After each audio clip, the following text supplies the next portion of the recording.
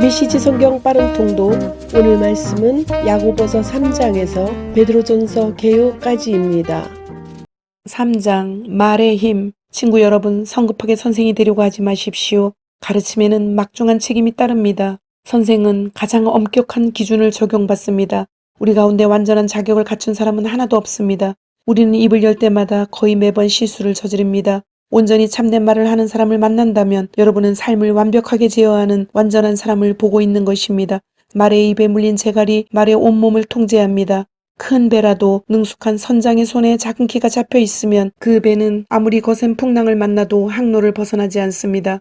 여러분의 입에서 나오는 말이 하찮아 보이지만 그 말은 무슨 일이든 성취하거나 파괴할 수 있습니다. 잊지 마십시오. 아주 작은 불꽃이라도 큰 산불을 낼 수 있습니다. 여러분의 입에서 나오는 부주의한 말이나 부적절한 말이 그 같은 일을 합니다. 우리는 말로 세상을 파괴할 수도 있고 조화를 무질서로 바꿀 수도 있고 명성의 먹칠을 할 수도 있고 지옥 구덩이에서 올라오는 연기처럼 온 세상을 허망하게 사라지게 할 수도 있습니다. 두려운 일이 아닐 수 없습니다. 여러분이 호랑이는 길들일 수 있지만 혀는 길들일 수 없습니다. 이제껏 혀를 길들인 사람은 아무도 없었습니다.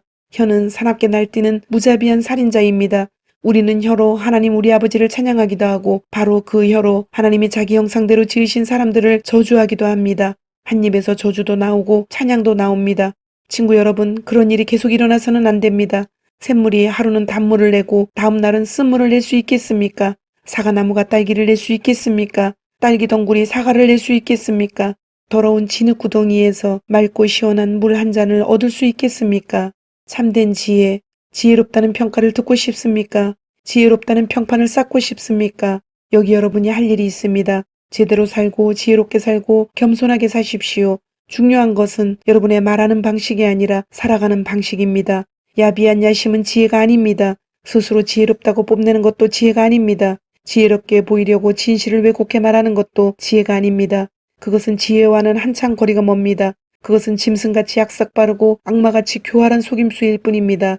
여러분이 다른 사람보다 더 낫게 보이려고 하거나 다른 사람을 이기려고 할 때마다 일은 엉망이 되고 서로 멱살을 잡는 것으로 끝나고 말 것입니다. 참된 지혜, 하나님의 지혜는 거룩한 삶에서 시작됩니다. 참된 지혜의 특징은 다른 사람들과 평화롭게 지내는 것입니다. 참된 지혜는 온유하고 이치에 맞으며 자비와 축복이 넘칩니다. 하루는 뜨겁고 다른 날은 차갑고 하지 않습니다. 겉과 속이 다르지 않습니다. 여러분이 서로 평화롭게 지내고 품위와 예의를 갖춰 서로를 대하려고 노력한다면 여러분은 하나님과 바른 관계를 맺고 사는 건강하고 튼튼한 공동체를 세우고 그 열매 또한 맛보게 될 것입니다. 4장 하나님 뜻대로 사는 삶. 여러분은 이 모든 형편없는 싸움과 다툼이 어디에서 비롯된다고 생각합니까? 그냥 일어나는 일이라고 생각합니까? 곰곰이 생각해 보십시오. 그런 일이 일어나는 것은 여러분이 자기 마음대로 하려고 하고 싸워서라도 그렇게 하려는 마음이 여러분 깊은 곳에 있기 때문입니다. 여러분은 자신이 갖지 못한 것을 탐하고 살인까지 해서라도 그것을 얻으려고 합니다. 여러분의 것이 아닌 것을 가지려다가 폭력까지 휘두르고 맙니다.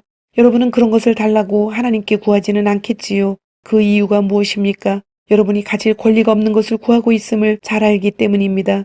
여러분은 매번 자기 마음대로 하려고 하니 버릇없는 아이와 같습니다. 여러분은 하나님을 속이고 있습니다.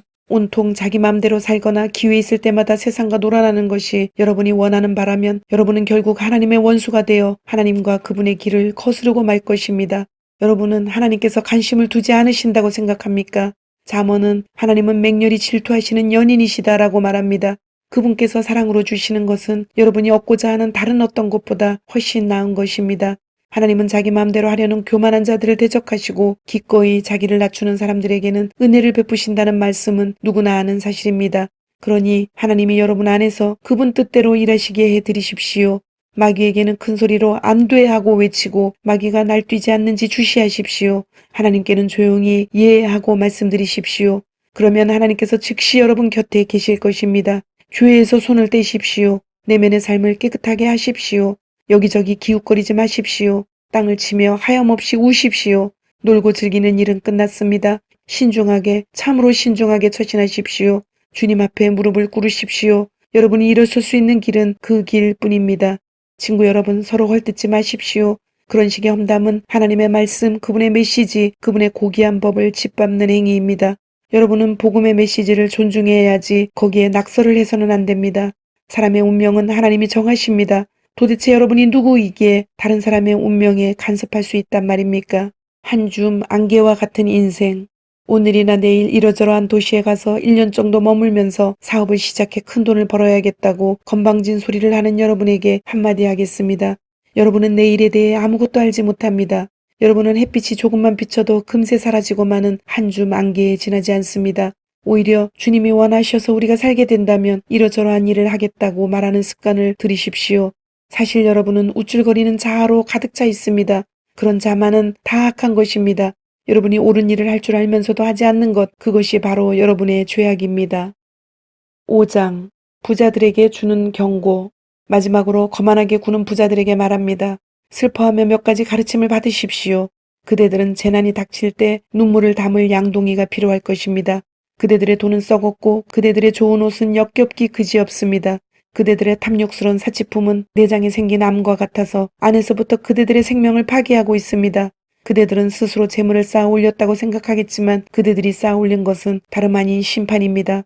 그대들에게 착취당하고 갈취당한 일꾼들이 심판을 요구하며 부르짖고 있습니다. 그대들에게 이용당하고 혹사당한 일꾼들의 신음소리가 원수를 갚아주시는 주님의 귀에 쟁쟁이 울리고 있습니다. 그대들은 땅을 착취해 배를 불렸으면서도 그 땅에 돌려줄 것은 유난히도 뚱뚱한 그대들의 시신밖에 없습니다. 사실 그대들이 한 일은 묵묵히 당하기만 하는 더할 나위 없이 선한 사람들을 정죄하고 죽인 것이 전부입니다. 친구 여러분, 주님이 오실 때까지 참고 기다리십시오. 여러분도 알다시피 농부들은 늘 이렇게 합니다. 농부들은 귀한 곡식이 자라기를 기다립니다. 더디지만 비가 내려 분명한 결과를 낼 것을 인내심을 가지고 기다립니다. 여러분도 그렇게 참고 기다리십시오. 마음을 한결같이 강하게 하십시오. 주님은 언제라도 오실 수 있습니다. 친구 여러분, 서로 원망하지 마십시오. 여러분도 알다시피 훨씬 큰 원망이 여러분을 기다리고 있을지 모릅니다. 심판하실 분께서 가까이 와 계십니다. 옛 예언자들을 여러분의 멘토로 삼으십시오. 그들은 모든 것을 참았고 온갖 고난을 겪으면서도 멈추지 않고 언제나 하나님을 경외했습니다. 끝까지 경주를 마친 사람들에게는 하나님께서 생명을 선물로 주실 것입니다. 물론 여러분은 욥의 인내에 대해서 들었을 것입니다. 하나님께서 마지막에 어떻게 그에게 모든 것을 회복해 주셨는지도 알 것입니다. 하나님께서 그렇게 하신 것은 그분은 돌보시는 분, 사소한 일까지 세세하게 보살펴 주시는 분이시기 때문입니다. 하나님은 돌보시는 분임을 알았으니 이제 여러분의 말로 그 사실을 알리십시오. 여러분의 말에 맹세하건대 같은 표현을 덧붙이지 마십시오. 하나님을 재촉하려고 맹세를 덧붙이는 조급함을 보이지 마십시오. 그저 예라고 하거나 아니요라고만 하십시오. 참된 것만 말하십시오. 그래야 여러분의 말이 여러분을 거스르는 데 사용되지 않을 것입니다. 하나님이 헤아리시는 기도, 고통을 겪고 있습니까? 기도하십시오. 기분이 몹시 좋습니까? 찬양하십시오. 아픈 데가 있습니까? 교회의 지도자들을 불러 주님의 이름으로 함께 기도하고 기름을 발라달라고 하십시오. 믿음으로 드리는 기도는 여러분을 낫게 해줄 것입니다. 예수께서 여러분을 일으켜 주실 것입니다. 또한 죄를 지은 것이 있으면 용서받을 것입니다. 안팎이 모두 치유될 것입니다. 여러분 모두가 함께 실천할 것이 있습니다. 서로 죄를 고백하고 서로를 위해 기도하십시오. 그러면 여러분의 병이 낫고 온전해져서 더불어 살 수 있을 것입니다. 하나님과 바른 관계를 맺고 사는 사람의 기도는 하나님께서 헤아리실 만큼 강력한 힘을 발휘합니다. 예컨대 엘리야는 우리와 똑같은 사람이었으나 비가 오지 않게 해달라고 간절히 기도하자 비가 내리지 않았습니다. 3년 6개월 동안 한 방울도 내리지 않았습니다. 그 후에 비를 내려달라고 기도하자 비가 내렸습니다. 소나기가 내려 모든 것이 다시 자라기 시작했습니다. 사랑하는 친구 여러분, 하나님의 진리에서 떠난 사람들을 알고 있거든 그들을 포기하지 마십시오. 그들을 찾아가십시오. 그들을 돌아서게 하십시오. 이는 귀한 생명들을 파멸해서 건져내는 일이며 하나님을 등지는 일이 전염병처럼 퍼지는 것을 막는 일입니다. 아멘. 베드로전서는 5장으로 되어 있고 그리스도의 고난에 참여하라. 주후 62년에서 63년경에 베드로 사도가 로마에서 기록하였습니다. 세 개의 큰 주제로 나눌 수 있는데 1장부터 2장 10절까지 그리스도인의 정체성, 2장 11절부터 3장까지 고난을 참으며 선을 행하라. 4장부터 5장까지 그리스도의 고난에 참여하라. 베드로전후서 서론. 당신은 그리스도 곧 메시아이십니다. 베드로의 이 간결한 고백은 우리 가운데 하나님으로 계시면서 친히 영원한 구원 사역을 행하시는 예수께 믿음의 초점을 맞춘 것이다. 베드로는 순수한 인격의 힘으로 동료들의 존경을 불러일으키는 타고난 지도자였던 것 같다. 이수의 제자 명단에는 베드로의 이름이 언제나 첫 번째를 차지한다. 초대교회에서 그의 영향력은 대단했으며 모든 이들의 인정을 받았다.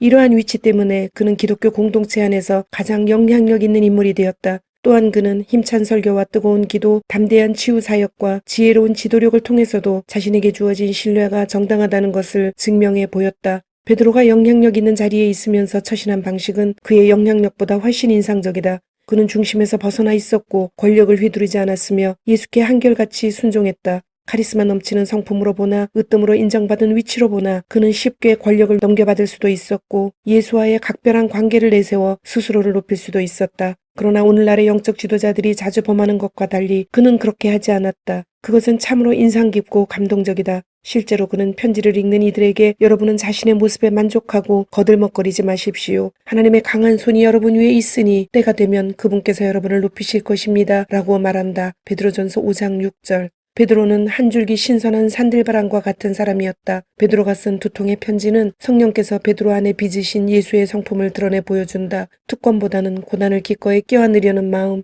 책보다는 경험에서 우러난 지혜, 활력과 상상력을 잃지 않은 겸손이 그것들이다. 베드로의 초기 이야기에서 알 수 있듯이 그는 골목대장 기질이 다분한 사람이었다. 그러나 그는 그런 사람이 되지 않았다. 종교적 골목대장만큼 최악인 경우도 없다. 오히려 그는 담대한 확신을 갖고 있으면서도 자신을 내세우지 않는 예수 그리스도의 종이 되었다. 우리는 이 두 편지에서 그런 그의 모습을 볼 수 있다. 이것이야말로 그가 말한 전혀 새로운 생명, 가장 중요한 삶의 목적에 대한 강력한 증언인 것이다. 베드로전서 개요. 그리스도의 고난에 참여하라. 헬라어 성경은 페트로 에피스톨레 알파라고 표기하며 베드로의 서신 첫 번째라는 의미이다. 영어로는 1 Peter라 한다. 기록자. 전통적으로 기록자는 예수님의 제자이며 안드레의 형제인 시몬 베드로이다. 베드로가 직접 작성했다기보다는 베드로가 말하는 것을 실루아노, 실라가 받아 기록하였다고 본다. 5장 12절. 수신자. 소아시아 지방의 본도, 갈라디아, 갑바도기아, 아시아와 비두니아의 성도들이다. 이들은 흩어진 나그네로 표현되어 있어 유대 그리스도인이라는 인상이 강하다. 그러나 전에는 백성이 아니었더니 이제는 하나님의 백성이라는 2장 9절 10절의 표현을 보면 이들이 소수의 유대 그리스도인들과 이방 그리스도인이었음을 알 수 있다. 기록 배경. 로마의 상황. 교회가 세워지는 곳마다 반기독교적인 정서가 확산되고 있었다. 하지만 그때까지 기독교를 로마 내의 불법 종교로 인식하지는 않았다. 그것은 도미티아누스 황제 때부터이다. 로마는 다신교 국가로 타종교를 인정하였다. 유대교 역시 로마 내의 합법적인 종교로서 종교 행사를 가질 수 있었다. 유대 전쟁 이후에도 로마에 흩어져 살던 유대인들은 자유롭게 종교 활동을 할 수 있었다. 로마 내의 반기독교적인 정서는 유대인들의 선동에 의하여 이루어졌다. 유대인들에 의하여 시작된 박해는 지방의 유지들에게로 그리고 로마의 지방 정부로 확산되어 갔다. 유대의 상황. 네로의 반유대 정책 및 지방 행정관들의 실정으로 유대 지역 내에 반로마 정서가 확산되어져 갔다. 민족주의적인 성격과 함께 유대 독립을 위한 활동들이 시작되었고 유대교로 다시금 돌아가는 이들도 나타나게 되었다. 로마 전역에서는 유대인들의 기독교 박해가 최고조에 다다르게 된다. 기독교 상황. 주후 57년 사도 바울이 예루살렘에서 유대인들에 의해 체포되고 주후 62년 예루살렘 교회의 장로인 야고보가 순교하게 된다. 이런 일련의 사건들로 예루살렘 교회는 더 이상 모 교회로서의 권위를 유지하지 못하게 되었다. 그럼에도 복음은 더욱 확장되어 갔다. 그와 함께 유대인들에 의한 박해는 로마 전역에서 교회들을 향하여 행해진다. 교인들은 예수 그리스도를 믿는다는 이유만으로 가족과 친족, 친구와 주인, 그리고 로마 정부로부터 고난과 박해를 받게 되었다. 기록연대. 실루아너와 마가를 언급한 것과 여러 가지 시험에 대한 언급, 연단하려고 오는 불시험의 언급, 사도 바울의 후기 서신을 잘 알고 있는 점 등을 볼 때 네로의 박해 기간 직전인 주후 64년 이전에 쓰여진 것으로 보인다. 한편 베드로전서의 수신자들이 사도 바울의 전도 여정과 중첩이 된다. 사도 바울이 로마 1차 영금되었을 때 기록한 서신들 가운데 주후 60년에서 61년에 기록한 에베소서, 골로새서, 빌레몬서는 모두 아시아에 있는 교회에 보낸 편지였다. 하지만 그들 편지에 베드로전서와 같은 고난과 박해 상황에 대한 언급은 없다. 만약 사도 바울이 이러한 교회의 문제를 알았다면 분명히 편지를 썼을 것이다. 하지만 사도 바울이 편지를 쓰지 않고 신라를 통해 베드로가 편지를 기록하게 된 점에도 사도 바울이 편지를 쓸 수 없는 부재 상황에서 베드로가 기록한 것으로 보인다. 따라서 베드로전서는 주후 62년 로마에서 1차 영금 상태에서 풀려난 사도 바울이 서바나로 전도여행을 떠났을 것이라고 여겨지는 주후 62년, 63년경에 기록되었다고 본다. 기록 목적 베드로전서는 소아시아 지역, 본도, 갈라디아, 갑바도기아, 아시아 및 비두니아에서 행해지는 기독교 박해와 관련하여 편지를 기록하고 있다. 유대인들로부터 시작된 기독교 박해는 헬라 지역과 로마의 지방 정부까지 확대되었다. 성도들은 그리스도인이 되었다는 이유로 가정에서, 친족 가운데서, 사회에서 박해를 받아야 했다. 베드로전서는 이러한 소아시아 지역의 교회의 성도들인 흩어진 나그네, 유대 기독교인, 그리고 이방인 기독교인들에게 하나님의 은혜 안에서 인내하며 흔들림 없이 견고히 믿음을 지키도록 권면하기 위해서 기록되었다. 믿음으로 인해 당하는 고난은 그리스도의 고난에 동참하는 것이며 그리스도를 닮아가는 성장의 과정이므로 비통하거나 근심하지 말고 전적으로 하나님을 신뢰하도록 격려한다. 이 편지는 특정 교회나 개인에게 썼다기보다 현재 고난을 당하고 있거나 심한 핍박이 임박한 모든 사람들을 위해 쓴 회람용 서신이다. 베드로전서는 박해로 인해 소아시아 지역에 흩어진 그리스도인에게 문안 인사로 시작된다. 고난의 본을 보이시고 산소망이 되신 그리스도 안에서 고난받는 성도들을 위로한다. 예수님의 고난에 참여함을 즐거워하고 인내하며 끝까지 선을 행하여 순종할 것을 권면한다. 마지막으로 신라 바벨론 교회 마가의 인사를 전한 후 축도로 서신을 맺는다. 주님, 오늘도 말씀을 주심을 감사드립니다. 주신 말씀대로 오늘 하루도 주님의 모습을